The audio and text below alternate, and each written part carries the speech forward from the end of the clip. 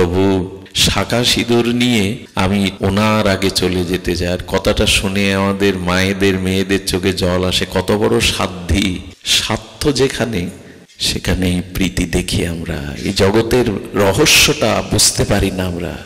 নিজের সুখ হয় বলে আপনাকে রেখেছি, আমার সুখ আপনার কাছ থেকে না হলে কে আপনাকে রাখে? রাধে রাধে কৃষ্ণ ভক্ত বৃন্দ, হরিকথা 705 চ্যানেলটি সাবস্ক্রাইব করুন। আমাদের নিতাই দাস, দাসানুদাস তাদের অনুভূতিতে বলেছেন, কষ্ট পাবেন না কথাটা শুনে, সে সম্বন্ধ নাহি যার, বৃথা জন্ম গেল তার। শুধু জন্ম বৃথা গেল না, একটা কঠোর শব্দ প্রয়োগ করেছেন, সে পশু বড়ই। ভগবানের সাথে সম্বন্ধটা না হলে জন্মটা বৃথা যাবে, বৃথা যাবে। পিতা আছে, মাতা আছে, চাকরি আছে, স্ত্রী আছে, পুত্রকন্যা আছে, আপনি বলে দিলেন বৃথা যাবে? সামনে আসুন, বৃথা যাবে? বলে হ্যাঁ। সে সম্বন্ধ নাহি যার, বৃথা জন্ম গেল তার, সে পশু বড়ই দুরাচার। সুধীজন, সম্বন্ধ বৃথা হবে কেন না? নদীর সাথে যদি সমুদ্রের যোগ না থাকে, সে নদী স্রোতহীনা হয়ে শৈবালে আবৃত হয়ে মরে যাবে। তো ভগবানের সাথে যার সম্বন্ধ নাই, সে জীবন্তে মরা। যার জীবনে ভজন নাই, ভগবানের সাথে যার সম্বন্ধ নাই, তিনি জীবন্তে মরা। নিঃশ্বাস প্রশ্বাস, ক্রিয়া প্রতিক্রিয়া, কর্ম থাকলেও তিনি মৃত। ভজন যার নাই, তিনি মৃত। সুধীজন, মৃত ব্যক্তিকেই শৃগাল কুকুর কবলিত করতে আসে, সাপাত সংকুল হিংস্র জীবজন্তু তার মাংস ছিঁড়ে ছিঁড়ে খেতে আসে। তো যার ভগবানের সাথে সম্বন্ধ নাই, যার সাথে ভগবানের এই দিব্য ভজন নাই, তাকেও তো কাম ক্রোধ সংসার ছিঁড়ে ছিঁড়ে খাচ্ছে দিন রাত। ভজনহীন জীবন মৃত। এই জন্য ভজন বা ভগবানের সাথে সম্বন্ধটা একান্ত প্রয়োজন। যার সম্বন্ধ নাই, তার আসা যাওয়ায় সার হয়। এই জন্য জগৎটা স্বার্থের। কি বলছেন? স্ত্রী পতিকে ভালোবাসে পতির সুখের জন্য নয়, নিজের সুখের জন্য। আত্মনস্ত তু কামায়া সর্বং প্রিয়াং ভবতি, প্রিয়াইব নৈব প্রিয় ভবতি। এ কথা মাথায় আসে না, আমাদের চিত্তে একথা রেখাপাত করে না যে নিজের সুখের জন্যই জগতের সব তোমাকে ভালোবাসছে। মায়ের গর্ভ থেকে ভূমিষ্ঠের সাথে সাথে স্ত্রী সাথে আনিনি, পুত্রকন্যা সাথে আনিনি, কোনো সম্বন্ধই আনিনি। আবার মৃত্যুর পরেও এই সম্বন্ধ কারো সাথে থাকবে না, কিন্তু ভগবানের সাথে সম্বন্ধ আমার চিরদিনের। এই জন্য হরিদাস ঠাকুরের সেই দিব্য উক্তি, যার কেহ নাই তুমি আছো। কেউ তো আমার নয় প্রভু। আচ্ছা, স্বার্থটা কেমন? স্বার্থ নিজের সুখ না পেলে কেউ মনে রাখে না কেমন? একটা কথা বলি, দেখুন, স্বামী স্ত্রীকে এক জায়গায় করে যদি ভগবান জিজ্ঞাসা করে, তোমরা আগে কে মরতে চাও? তোমরা কে আগে মরতে চাও? আমাদের দেশের সধবা মায়েরা কি বলে জানেন? প্রভু শাঁখা সিঁদুর নিয়ে আমি ওনার আগে চলে যেতে চাই। আর কথাটা শুনে আমাদের মায়েদের মেয়েদের চোখে জল আসে। কত বড় সাধ্যি, কত বড় স্বামী প্রাণা পতি প্রাণা। স্বামীকে যদি বলা হয় তো বলে না, আমি ওর আগে চলে যেতে চাই। আর স্ত্রী শুনেও, সহধর্মী শুনেও মনে করে কি ভালোবাসা, আমার আগে যেতে। এর মধ্যে যে কতটা চালাকি জড়িত তা মানুষ জানে না। চালাকিটা কি জানেন? ওই স্ত্রী শাঁখা সিঁদুর নিয়ে যেতে চাই কেন জানেন? স্বামী হারা বিধবা হয়ে যদি পড়ে থাকি, আজকাল এই ছেলে মেয়ে এরা তোমায় দেখবে না, বৃদ্ধাশ্রমে পাঠিয়ে দেবে। বেটা থাকতে থাকতেই যদি যেতে পারি তবেই ভালো। ওইখানে নিজ সুখের কারণে একথা বলে। আমি এক মাকে প্রশ্ন করেছিলাম, মা, একটু বুদ্ধি করে প্রশ্ন করেছিলাম, কিন্তু তিনি সবার থেকে আলাদা। তিনি বলেছিলেন, না, আমার আগে যেন উনি চলে যায়। একথা সবাই বলতে পারে না। তো এই জন্য স্বামীও বলে কেন জানেন? স্ত্রী ছাড়া পুরুষের বার্ধক্য দশায় যে কি যন্ত্রণা, সেই যন্ত্রণাও চাচ্ছে না। এই জন্য বলে আমি ওর আগে। আর আমরা বোকা শুনে মনে করি কি প্রেম, কি অনুরাগ। ওর আগে যেতে যেতে চাইছে যে কেন, এর রহস্য শাস্ত্র ধরিয়ে দিয়েছে। নিজের সুখের জন্য অন্যকে ভালোবাসি আমরা, তার সুখের জন্য না। এ কথা যাজ্ঞবল্ক্য মহর্ষি বলছেন মৈত্রী দেবীকে। আচ্ছা, পুত্রের কথা ভাবুন, সন্তান তো কত আদরের। খোকা, এক কাপ চা করে দিতে পারিস, বৃষ্টি হচ্ছে। হ্যাঁ বাবা, তোমার জন্য পারবো না। দৌড়ে গিয়ে চা করে আনলে। তুই শ্রবণ কুমার, অন্ধমণির পুত্র যেমন বাঁকে করে বাবা মার ভার, তুই শ্রবণ কুমার, ধন্য আমি তোর মতো পুত্র পেয়ে। 10 মিনিট পরে বললেন যা বাজারটা করে আন। বলে আমি যেতে পারবো না। 2-4 বার বলার পর বলে কি, এই রাক্ষস পুত্র কোথা থেকে যে জন্মালো, 10 মিনিট আগের আর 10 মিনিট পরের ভাষা বদলে গেল কিনা। সব বদলায়। কেমন বদলায় জানেন? এইভাবেই বদলে যায়। দিল্লিতে আমি একবার একটা ঘটনা শুনেছিলাম আমার পরিচিত জনের মুখে। 1 এপ্রিল কি বলে? এপ্রিল ফুল, বোকা বানানোর দিন নাকি। তো শাশুড়ি আর বৌমার মধ্যে খুব মানে তাদের অন্তরঙ্গতা, এগুলো সখীর মতো। তো স্বামী অফিস থেকে আসার আগে স্ত্রী একটা চিঠি লিখেছে, অন্য পুরুষের নাম লিখেছেন, ওগো প্রিয়তম, আমি তোমারই, এইখানে আটকে পড়ে আছি, কিছুদিনের মধ্যেই আমি সব বাঁধন ভেঙে তোমারই হব। এই চিঠি বালিশের তলা একটু বের করে রেখে দিয়েছে, সামান্য অংশ। স্ত্রী এই স্বামী অফিস থেকে এসেই ওই চিঠি, চা এনেছে মিষ্টি করে, বেরিয়ে যাও, তোমার মুখ আমি দেখতে চাই। আমার ডাউট ছিল আগে থেকে, আসলে তোমার চরিত্র ভালো না। কি অভিশাপ আমার মাথার উপরে। এই চিৎকার করে যখন ভাঙাচোরো শুরু করেছে, মা এসে বলছে, খোকা এত রাখছিস কেন অফিস থেকে? আগেই আমি জানতাম মা, কাকে এনেছো আমার জীবনে, এই সর্বনাশীকে। এই দেখো চিঠি। মা খিলখিল করে হাসছে, বৌমার কাঁধে হাত দিয়ে দুজন হাসছে। হ্যাঁ মা, তোমরা হাসছো? বলে আজকে এপ্রিল ফুল, আমি বৌমাকে বলেছি একটু লিখে দাও, তোমার এসে কি ব্যবহার করে। তাই তো মা, আমি ভেবেছিলাম ও তো এমন হতে পারে না, এ তো হওয়া ঠিক নয়, আমি তো জানি সে এমন নয়। বদলে গেল। একটু আগে যখন তার স্বার্থ সংরক্ষণ হচ্ছিল না, ডাইনি পাশানি, তাই তো ভাবি ও তো আমারই। এই জগতের রহস্য বোঝা খুব মুশকিল। দোকানদার দেখুন কেন লাইট করে ডেকোরেটিং করে সাজিয়েছে, যেই আপনি যাবেন, আসুন আসুন আপনার অপেক্ষায় তো ছিলাম, ভেতরে কি মিষ্টি ব্যবহার। যখন সিটির দোকানে গিয়ে বলছেন এখানে চপ্পল পাওয়া যায়, কোথায় চপ্পলের দোকান? ডেকোরেটর সাজিয়ে বসেছে তো আপনার কাছে বিক্রি করার জন্য। যেই বলছেন কাপড়ের দোকানে চপ্পল কোথায়, আপনি চোখে দেখেন না, এখানে লেখা বস্ত্রালয়। হ্যাঁ, প্রেম চলে গেল। এই যে স্বার্থ আমার নাই তোর কাছে, ও তো জুতো খুঁজছে, আমার তো সিলের দোকান। চোখে দেখেন না, এটা বস্ত্রালয় লেখা। আচ্ছা, আবার আপনি ওর মন জয় করতে পারেন, আবার প্রেম প্রিয়ার বলো, হ্যাঁ আমাকে 10 গজ কাপড়েরও দরকার, তবে বসুন। স্বার্থ যেখানে, সেখানেই প্রীতি দেখি আমরা। এই জগতের রহস্যটা বুঝতে পারি না আমরা। নিজের সুখ হয় বলে আপনাকে রেখেছি, আমার সুখ আপনার কাছ থেকে না হলে কে আপনাকে রাখে? এটাই জগতের শাশ্বত নিয়ম। এই জন্য ভগবানের সাথে সম্বন্ধটাই, ঠাকুর হরিদাস এটা বুঝেছিলেন, তুমি ছাড়া আমার যে কেহ নাই, তুমি বিনা আমার কেহ। এ কথা আবেগের কথা নয়, এ কথাই শাশ্বত চিরন্তন সত্য। গোবিন্দ বলছেন আমার সাথে ছাড়া তোমার সম্বন্ধ হতে পারে না। কুরুক্ষেত্রে রণাঙ্গনে অভিমন্যু মারা গেল, আরে পুত্র অভিমন্যুর মতো পুত্র হারিয়ে অর্জুন বিলাপ বকছে, হে জনার্দন তুমি তার মামা, আমি অর্জুন বিশ্বজয়ী, আমার পুত্রকে ফিরিয়ে দাও। প্রলাপ বকছে। ভগবান তখন বলছেন চাও। আহ্বান করলেন অভিমন্যুর আত্মাকে। অভিমন্যু ইথার তরঙ্গে এসে বলছে, প্রভু আপনার চরণে দণ্ডবৎ, আমাকে কেন স্মরণ করেছেন? বলে তোমার পিতা অর্জুন তোমাকে ডাকছে, ওই দেখো। বলে ওনাকে বলে দিন, ওনাকে আমি চিনি না, কে কার পিতা কে কার পুত্র। অর্জুন স্তম্ভিত হয়ে বললেন, অভিমন্যু, আমি তোমার পিতা অর্জুন, তৃতীয় পাণ্ডব।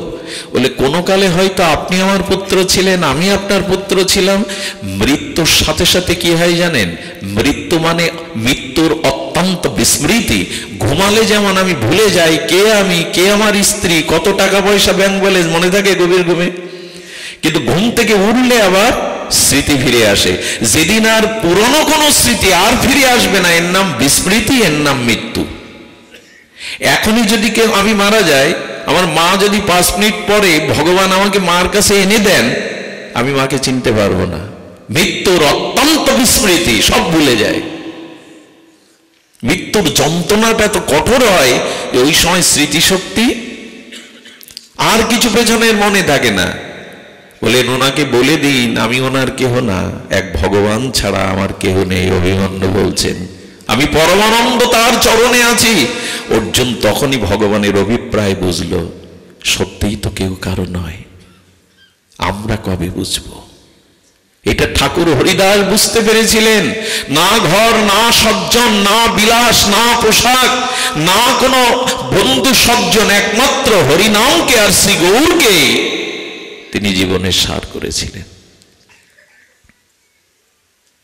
এই জন্য এই জগৎটা মায়া দ্বারা রঙিন করে দিয়েছে। বুঝতে পারছি না কে আমার।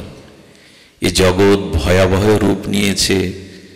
বিদেশ থেকে তার ছোট্ট 2 বছরের ছেলের জন্য টাকা পাঠায়, তার সুন্দরী স্ত্রীকে, ছেলেটাকে দুধ কিনে দিও, মানুষ করো। আর এদিকে কি করে জানেন? এদিকে একটু সম্বন্ধ নূতন করে এই ছেলেটাকে বস্তায় পুরে কেটে নদীতে দিয়ে আরেকজনের হাত ধরে চলে যায়। এটা পুরুষও যায়।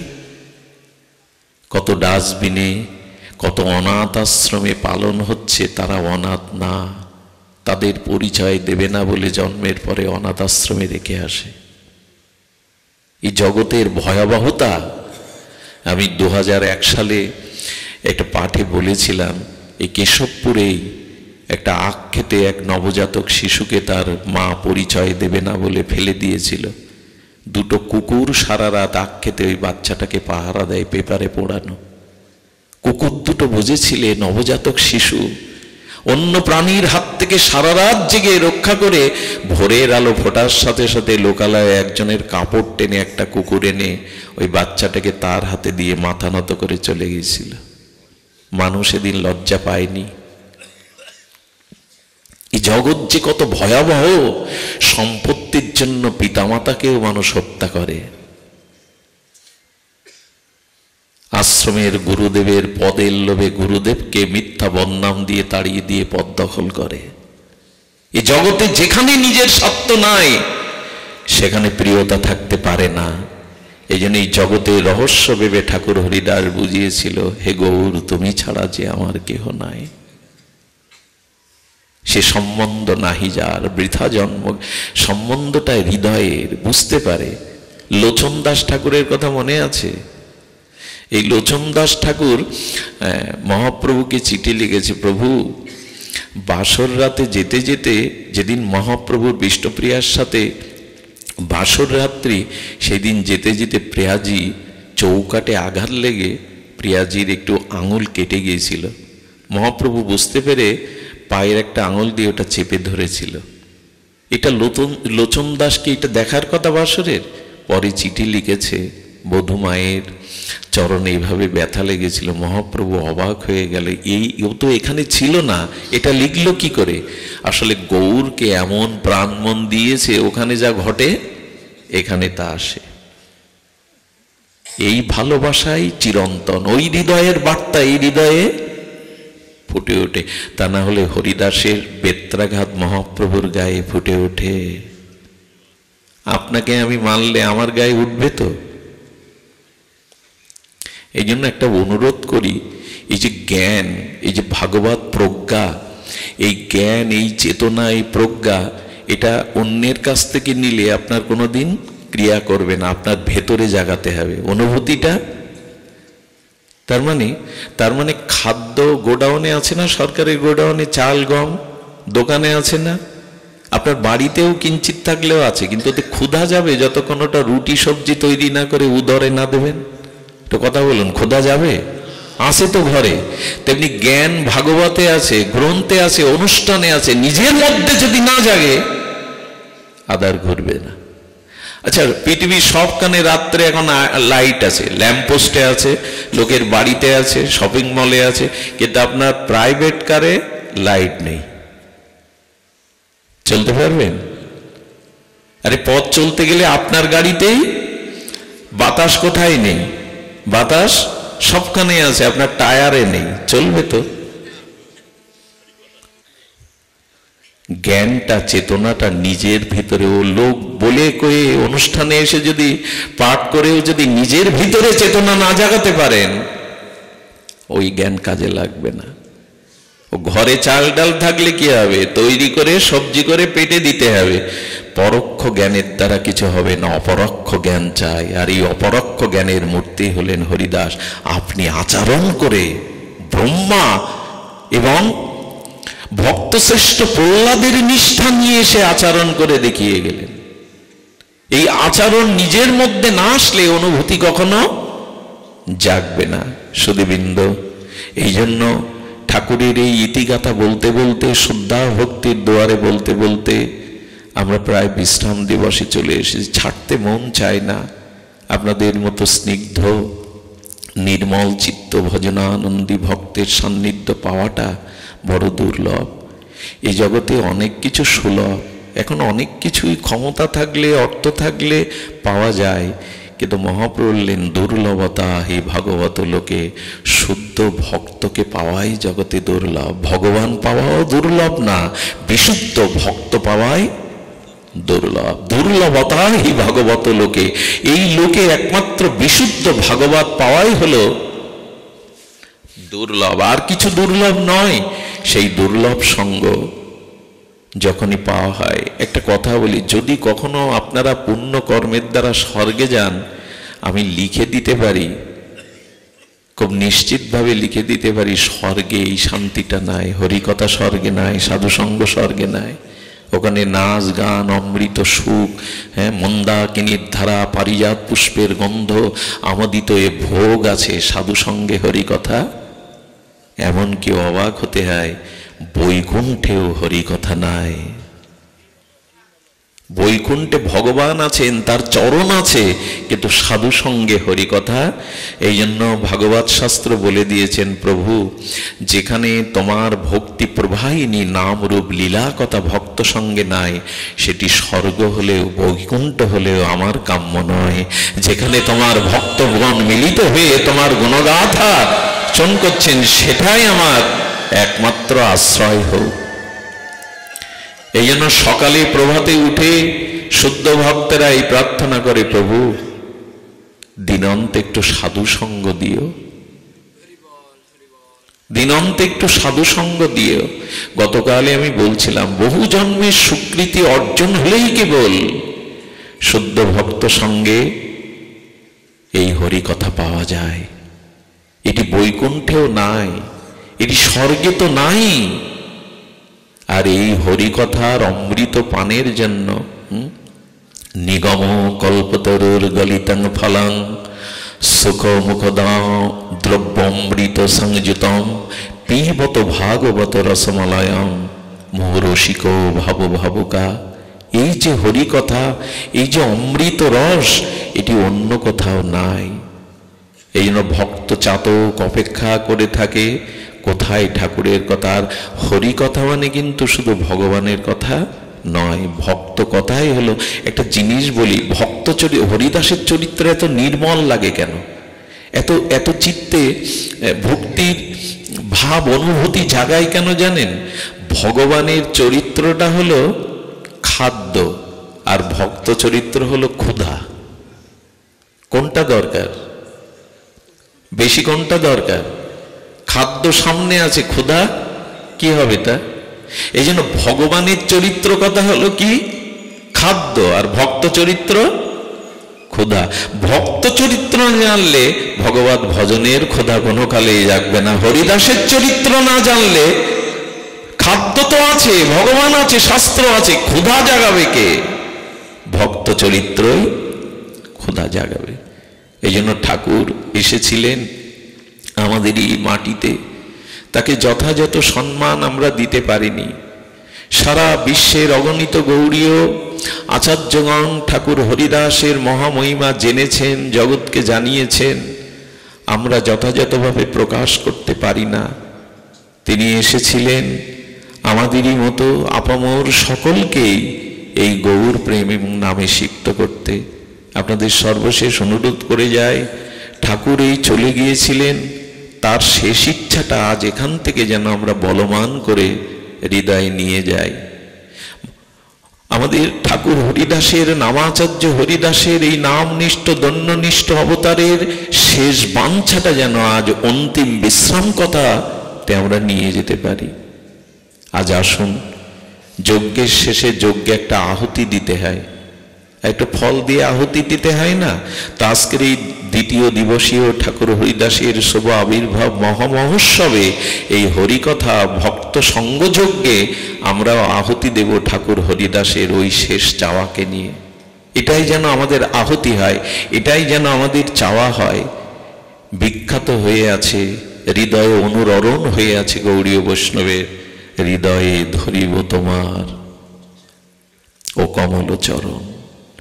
আসুন না আমরা মহাপ্রভুর কাছে, নিতাই চাঁদের কাছে আমাদের হৃদয়ের আত্মী দিয়ে এই আহ্বানটা জানিয়ে রাখি, প্রভু গো, আজ তোমার এই ভক্ত নিকেতনে, এই বৈষ্ণব বৈঠকে ভক্তের চরণ ধুলির অনুভূতি শ্রীঅঙ্গে শ্রীহৃদয়ে মেখে আমরাও বলছি, প্রভু গো, আমারও অন্তিম যেদিন এই জগৎকে, এই জগতের মায়াকে ছিন্ন করে আমি চিরবিদায় নেব, সেদিন এই প্রার্থনাটা রাখো, আমার স্ত্রী, আমার পুত্র, আমার কন্যা, আমার আত্মীয় কুটুম্ব, আমার বিলাসবহুল বাড়ি, ব্যাংক ব্যালেন্স যেন আমার চোখের সামনে না থাকে, আমার হৃদয়ে যেন ওগুলির ভাবনা না থাকে। হরিদাস ঠাকুরের এই প্রার্থনা প্রত্যেকটি প্রগতিশীল ভজনশীল ভক্তিপথের যাত্রীকে এটাই চাইতে হবে, হৃদয়ে ধরিব তোমার ও কমল চরণ। প্রভু, শেষের দিনে, সেই বিদায়ের দিনে, সেই অন্তিম দিনে আমার হৃদয়ে তোমার কমল চরণ দুখানা যেন আমি ধরতে পারি। হয়তো ঠাকুর হরিদাসের মতো তোমাকে সামনে পাবো না, কিন্তু হে মনের প্রিয় দেবতা, হে প্রেমের দেবতা, আমি মনের মানুষে যেন তোমার চরণ ধোকানা, কমল চরণ যেন আমি আমার হৃদয়ে ধারণ করতে পারি। ধারণ করব কি? বিষয় আসক্ত জীব তার চরণকে ধারণ তো কখনো করিনি। তাই যতটুকু দিন বাকি আছে, সময় বাকি আছে, জানেন সময় বড় মূল্যবান। আমার খুব মনে হয় কি জানেন, জগতে অর্থবিত্ত পদ প্রতিষ্ঠা মূল্যবান থাকলেও মহামূল্যবান সময়। আমি হাসপাতালে এক মাকে আর বাবাকে চিৎকার করে কাঁদতে শুনেছিলাম 5 মিনিটের জন্য। ডাক্তার নাড়ি ধরে বলেছিল, মা 5 মিনিট আগে যদি তাকে আনতে, তবে তাকে বাঁচানোর একটা শেষ চেষ্টা আমাদের ডাক্তারি শাস্ত্রে ছিল। আচ্ছা বলুন তো, ওই পিতামাতার কাছে তখন 5 মিনিট সময় কত মূল্যবান মনে হয়? এজন্য আমাদের জীবনে সময় খুব মূল্যবান। আগামীকাল সূর্যের মুখ আমি দেখব, এমন তো যে এই কথাগুলো কি শুধু আবেগ সৃষ্টি করা কথা না, কাল কখন আসবে আমরা জানি না। এজন্য প্রতিটি মুহূর্ত, প্রতিটি ক্ষণকেই ভজনে, চিন্তনে, অনুধ্যানে কাজে লাগান। এই জগতে যা গড়েছেন তাসের ঘরের মতো ভেঙে যেতে সময় লাগবে না। রাজা মহারাজাদেরও আজকে রামচন্দ্র খানের জমিদারির সেই রাজপ্রাসাদ তো নেই বেনাপোলে, আছে কি? সাতক্ষীরার জমিদার বাবুদের জমিদার প্রাসাদগুলো আছে মাথা উঁচু করে, কই নাই তো। যেটা থাকবে হৃদয়ে সেই প্রেম। তাই ভগবানের কাছে ঠাকুর হরিদাসের এই প্রার্থনাটাই আজকে আমরা পুষ্পাঞ্জলি, ভাষণাঞ্জলির মাধ্যমে এই যজ্ঞের পূর্ণ আহুতি দেব, হৃদয়ে ধরিব তোমার ও কমল চরণ। আর একটা কথা প্রভু, যদি ওই সময় চরণ মনে না আসে, তোমার নাম মনে না আসে, তুমি পারবে না কৃপা করে স্মরণ করিয়ে দিতে? তুমি এসে স্মরণ করিয়ে দিও, তুমি মনে করিয়ে দিও আমি তোমার। নয়নে হেরিব তোমার ও চন্দ্রবদন। প্রভু চোখ দিয়েছিলে তো ভক্তকে দেখতে, ভগবানকে দেখতে। সারা জীবন বিষয় আশায় স্ত্রী পুত্রকে দেখেছি, তোমাকে নয়ন মেলে তো অনুরাগ দৃষ্টিতে দেখিনি। তাই নিবেদন, হৃদয়ে যদি তোমার চরণ থাকে তবে নয়ন চাইবে তোমার সেই কমল বদন দর্শন করতে। আমাকে ভুলে যেতে দিও না, আমাকে ভুলে যেতে দেও না। সেদিন যেন আমার নয়ন তারায় তোমার কমল চন্দ্র বদনকে আমি, এই প্রার্থনাটাই আমাদের পূর্ণাহুতি। এই প্রার্থনা এখান থেকে নিয়ে যান ঠাকুর হরিদাসের এই দিব্য প্রার্থনা। এই আত্মনিবেদন, এই অন্তিম নিবেদন, বিশ্রাম নিবেদন। হৃদয়ে ধরিব তোমার ও কমল চরণ, নয়নে হেরিব। কত কি দেখলাম জগতে, এই বিশ্ব প্রকৃতিকে, বিশ্বকেই দেখলাম, বিশ্বমোহিনী কত রূপ দেখলাম, পুত্র মুখ মহোৎসব দেখলাম, কিন্তু শেষের দিনে নয়নে যেন অন্য কারো রূপ না ভেসে আসে, যেন তোমার কমল বদনটি এই নয়নে ভেসে আসে, অন্য কোন রূপ যেন নয়নে না ধরে। এই হলো আমাদের পূর্ণাহুতি। জিহ্বায় উচ্চারিব শ্রীকৃষ্ণ চৈতন্য নাম। প্রভু আমি ভুলে যাব না তো, তোমার নামটি ভুলে যাব না তো আমি।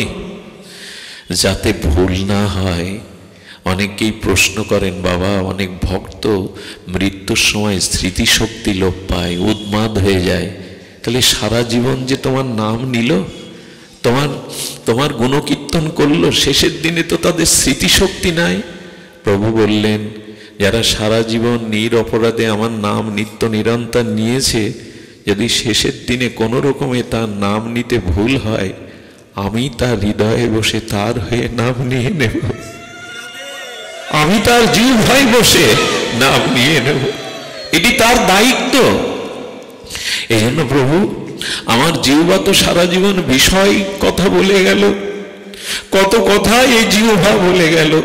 মানুষ বাড়িতে বসে কথা বলার লোক না পেলে পাড়ায় চলে যায়, প্রতিবেশীর বাড়ি চলে যায়, চায়ের আড্ডায় চলে যায় শুধু কথা বলার জন্য, কিন্তু সেই জিহ্বা তোমার নাম নিল না, তোমার কথা বলল না। কথা বাড়িতে বলার না থাকলে আমরা পাড়া প্রতিবেশীর বন্ধু সজ্জন চায়ের আড্ডায় চলে যায়, কিন্তু এই জিহ্বা পেয়ে তোমার নাম তো নেওয়া হলো না।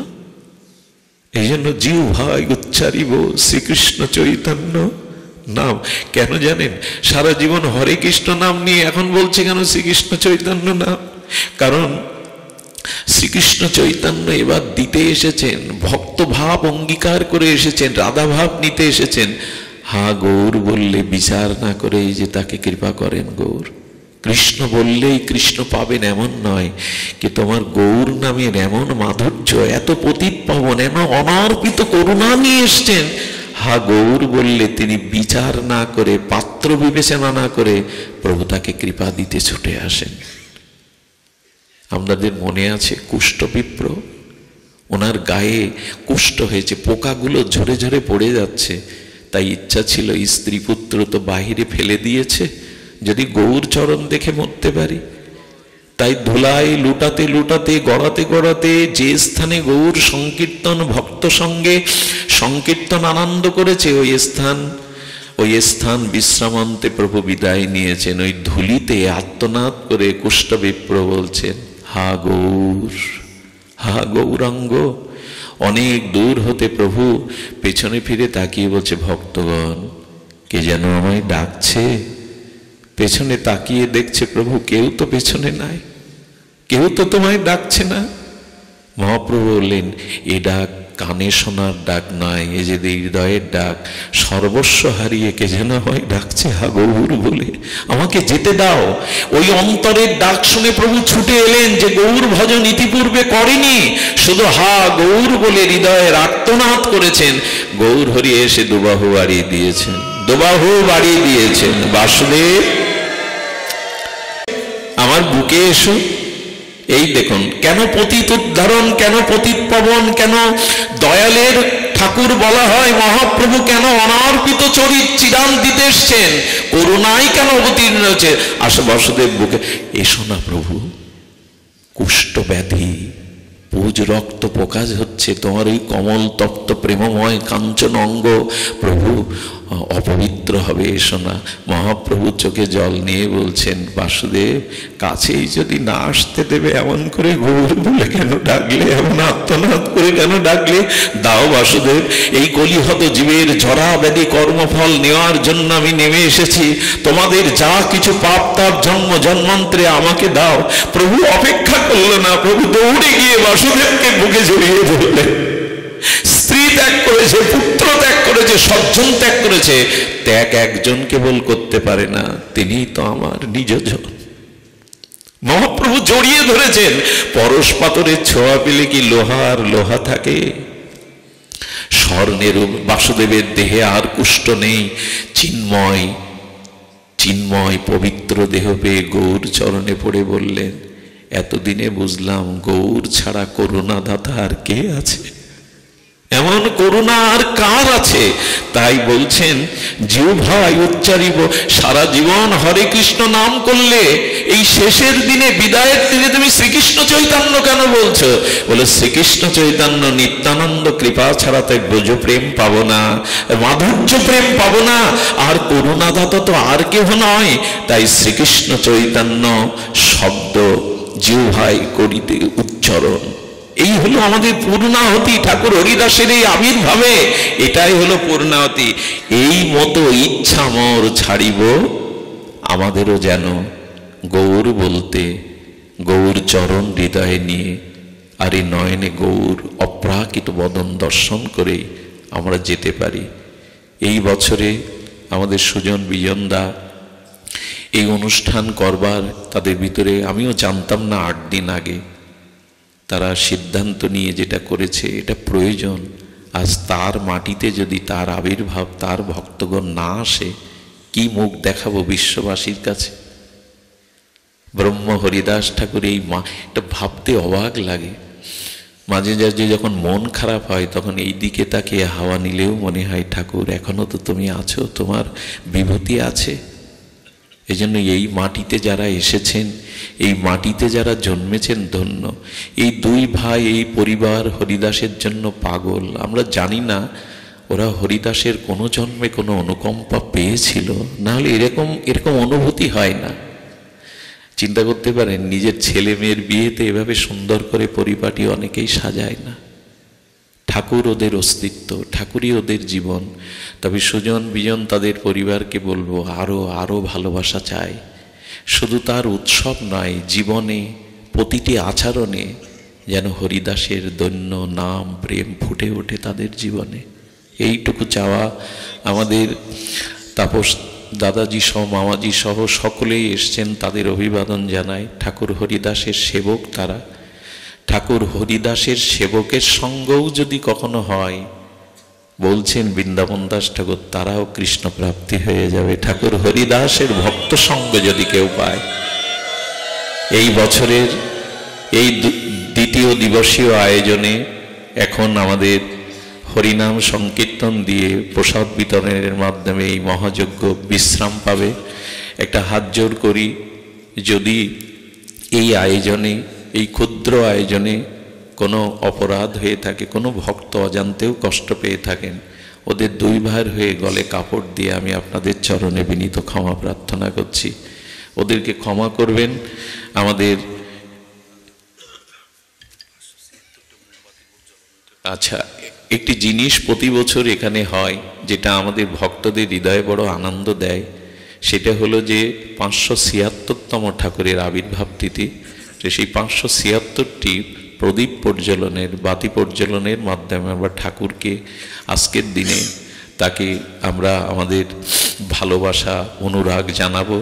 সেই সাথে 16টি মালা আছে, যারা হরিদাস ঠাকুরের আবির্ভাব তিথিতে যদি একজনকেও হরিনাম নিত্য না নেওয়ানো যায়, তবে আয়োজন বৃথা।